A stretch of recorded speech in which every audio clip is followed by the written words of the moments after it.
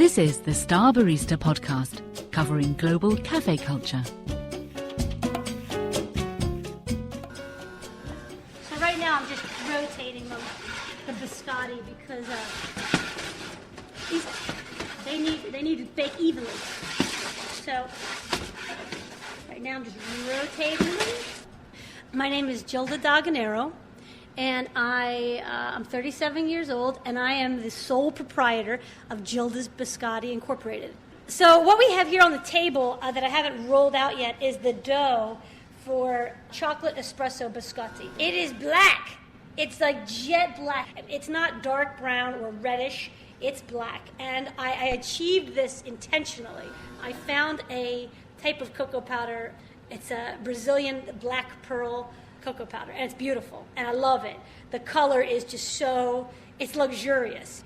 It also has an infusion of La Colombe espresso in it and extra bittersweet chocolate chips. So it's the most intense of the 7 flavors. And for any chocolate person, it's chocolate. There's no ifs, ands, or buts about it. Well, the word biscotti actually it's Italian, and it has a double meaning. If you were to go to Italy today, you would see, whether you were in a grocery store or in a fine gourmet shop there, you would see that they refer to all cookies as biscotti. I've been doing this for about 13 years, since I left the Four Seasons Hotel. I was a pastry chef there. An opportunity presented itself where I just decided to start this biscotti business. There was this big coffee movement that was coming into Philadelphia, and I had this old recipe that I had in my repertoire, and as I noticed all these coffee shops opening, I came to realize that a lot of the biscotti that they were carrying, if they were carrying any at all, was this really lousy, fake, butter-based, nasty, soft product. So I kind of saw a little niche where I could come out with this product that I've been making for my family and friends for years. The other thing that biscotti means is baked more than once. And that's the type of cookie, that's the kind of biscotti that I make. It's actually an old recipe and an old cookie that dated back, as they say, to the 14th century in Tuscany in a town called Prato. It was a very simple recipe that everybody would make out of ingredients that they always had around the house, and inexpensive ingredients as well. Flour, sugar, eggs, salt, and then whatever kind of nuts or dried fruit, mostly nuts or dried fruit, was around the house. So what was great about this biscotti is that it's baked more than once. You bake it once, you slice it, and then it goes back into the oven to get toasted, which kind of dries it out. It makes it very crunchy, makes it kind of, hard and stable. It was a great snack. Still is. The flavors I make are vanilla bean, almond anise, which is the most traditional flavor, chocolate hazelnut, also extremely traditional, cherry pistachio, that's made with dried cherries and whole pistachios from California, chocolate espresso, as we mentioned, extremely, extremely intense. And then the other 2 flavors are candied orange and almond, which is also very traditional. That's kind of what I shoot for. And lemon fig, which is my personal favorite. It's made with California figs and dried lemon peel and the addition of cinnamon and cardamom. It's delicious. It's just delicious. My recipe is different than a lot of other recipes in that it's very traditional. I'm kind of a nut about keeping it that way.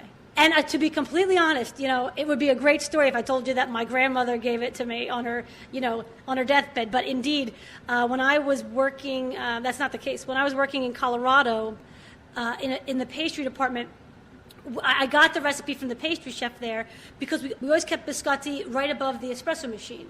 And so every cup of coffee that went out into the dining room in this resort in Vail, Colorado, they would get a biscotti to go out with their coffee.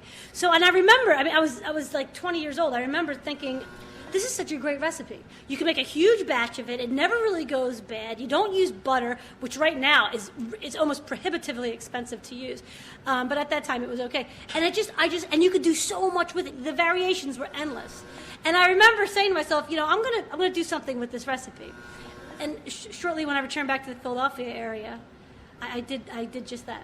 I choose La Colombe Espresso for a lot of reasons. Number one, when I was first getting ready to step out from my corporate job as a pastry chef at the Four Seasons Hotel, I had the pleasure of meeting Todd and Jean-Philippe from La Colombe Coffee. And they had my biscotti when they were in the Four Seasons, setting up the coffee machines in the Four Seasons Hotel. And we just got to talking, and they said, we could really use some real authentic biscotti in our cafe.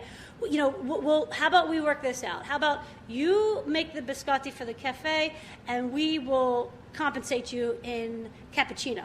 And that was a fine deal for me. Fine. I've taken my batch. This flavor is vanilla bean biscotti, the antithesis of the chocolate espresso biscotti.